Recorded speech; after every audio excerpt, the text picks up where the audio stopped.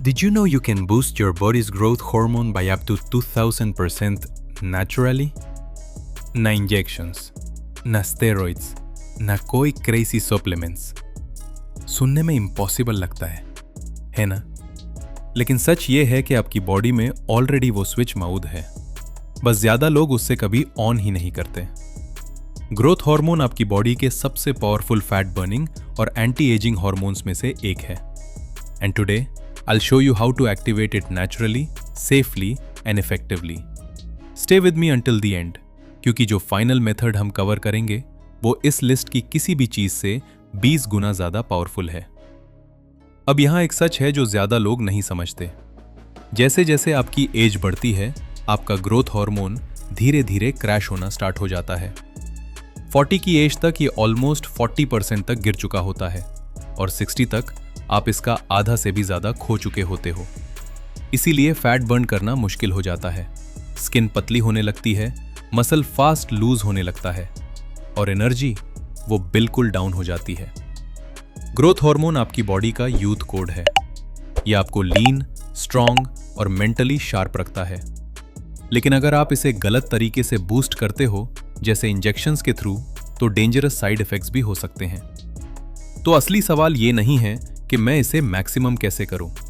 असली सवाल यह है, मैं अपनी नेचुरल ग्रोथ हार्मोन को सेफली कैसे अनलॉक करूं और लाइफ टाइम हाई कैसे रखूं।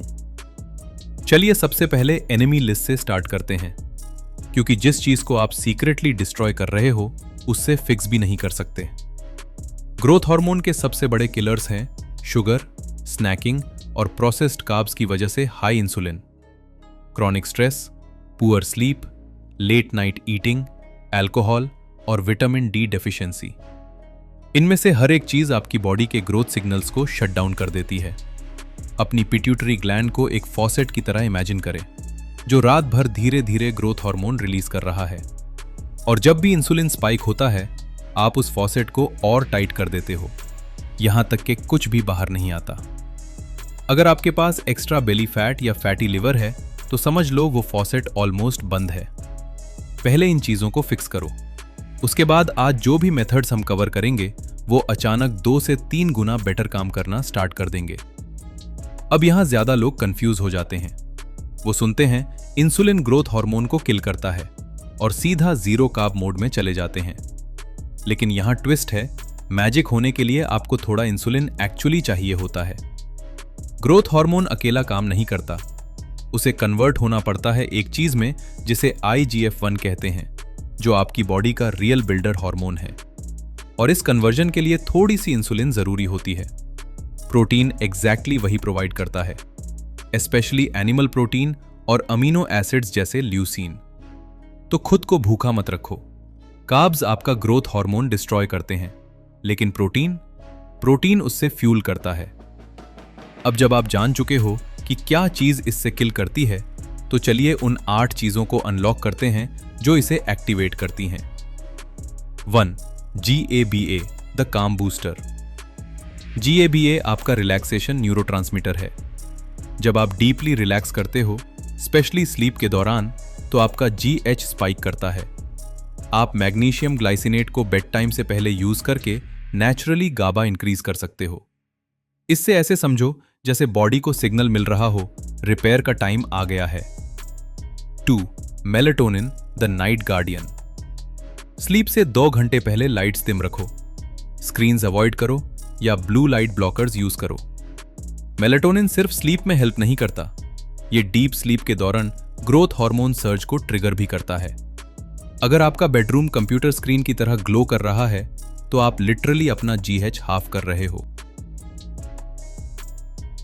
3. Glutamine the growth and growth Duo. Glutamine growth repair के लिए फेमस है, लेकिन ये GH लेवल्स बूस्ट करने में भी हेल्प करता है। इससे एम्प्टी स्टमक बेड टाइम से पहले लेना बेस्ट होता है। हेल्दी गट मतलब बेटर एब्जॉर्प्शन, और बेटर एब्जॉर्प्शन मतलब better hormone balance. 4. Arginine the timing trick. Arginine काम करता है, लेकिन सिर्फ तब जब आप टाइमिंग सही रखो। वर्कआउट से 2 से 3 घंटे दूर लो। अगर बहुत क्लोज लिया तो टेम्परेरली GH को लोअर भी कर सकता है। टाइमिंग सही हुई तो ये एक पावरफुल नेचुरल बूस्टर बन जाता है। 5. Cold therapy, the shock effect. सिर्फ 10 सेकेंड्स की कोल्ड एक्सपोजर, जैसे शावर को एंड में कोल्ड कर देना, नॉरएपिनेफ्रिन और ग्रोथ हार्मोन दोनों स्पाइक कर देता है। आपको 20 मिनट्स आइस बाथ में बैठने की जरूरत नहीं। शॉर्ट लेकिन कंसिस्टेंट कोल्ड एक्सपोजर भी आपके नर्वस सिस्टम को रिवायर कर सकता है ताकि जीएच डेली बूस्ट हो। 6. Alpha GPC, the brain body link. Alpha GPC focus और मेमोरी इंप्रूव करता है और हाँ, ग्रोथ हार्मोन रिलीज को भी स्टिमुलेट करता है। ये उन फ्यू सप्लीमेंट्स में से एक है जो इंजेक्शन के मिनट्स के अंदर जीएच इंक्रीज करने के लिए प्रूवन है। 7. हाइपोक्सिया और altitude training, the oxygen trick. कभी सोचा माउंटेन एथलीट्स इतने लीन क्यों रहते हैं?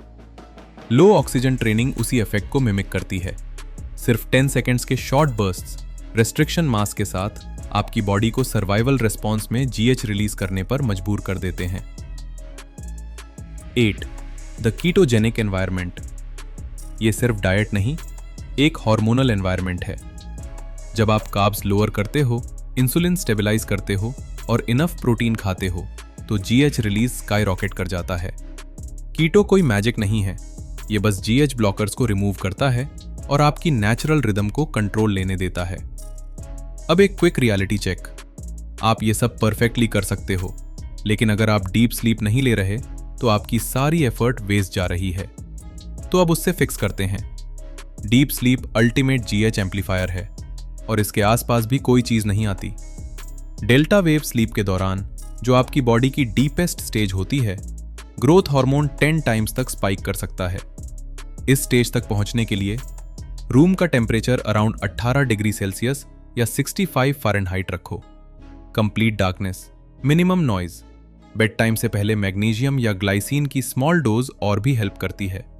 और सुबह उठते ही रियल सनलाइट लो ताकि आपका सर्केडियन रिदम रीसेट हो सके। ये 2 हफ्ते तक कंसिस्टेंटली करो और आपका sleep driven GH literally double हो सकता है। अब फास्टिंग की बात करते हैं।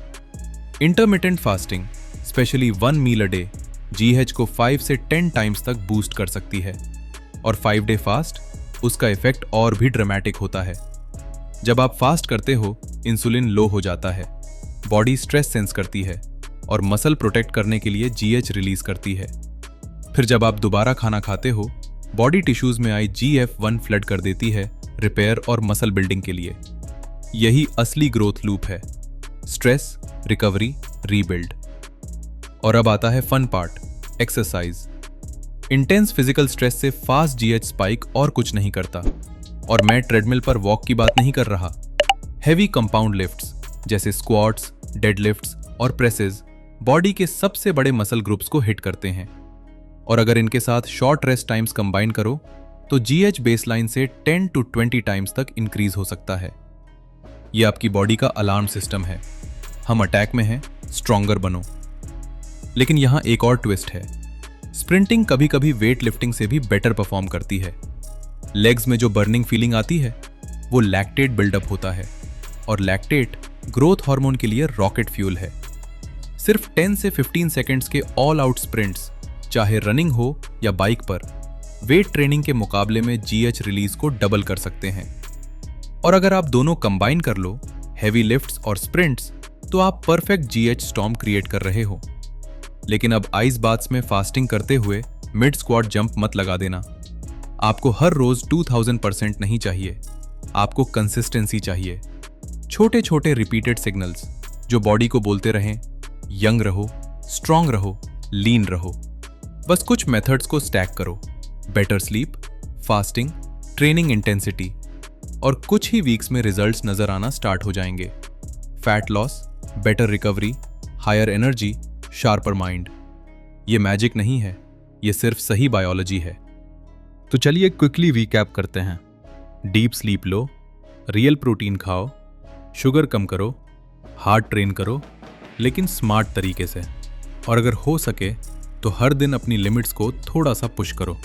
इसी तरह आप नेचुरली अपनी बॉडी की ग्रोथ हार्मोन पोटेंशियल को अनलॉक करते हो। अब मुझे क्यूरियोसिटी हो रही है, आप सबसे पहले क्या ट्राई करोगे? कोल्ड थेरेपी, फास्टिंग या स्प्रिंटिंग? कमेंट्स में ज़रूर बताओ। मैं सब रीड करूँगा। और अगर आप ये समझना चाहते हो कि स्लीप डायरेक्टली आपकी ग्रोथ और रिकवरी को कैसे चेंज करती है, तो नेक्स्ट जो वीडियो आ रही है वो ज़रूर देखो, क्योंकि आपकी बॉडी ऑलरेडी जानती है ग्रो कैसे करना है। आपको बस उससे सही सिग्नल देना है।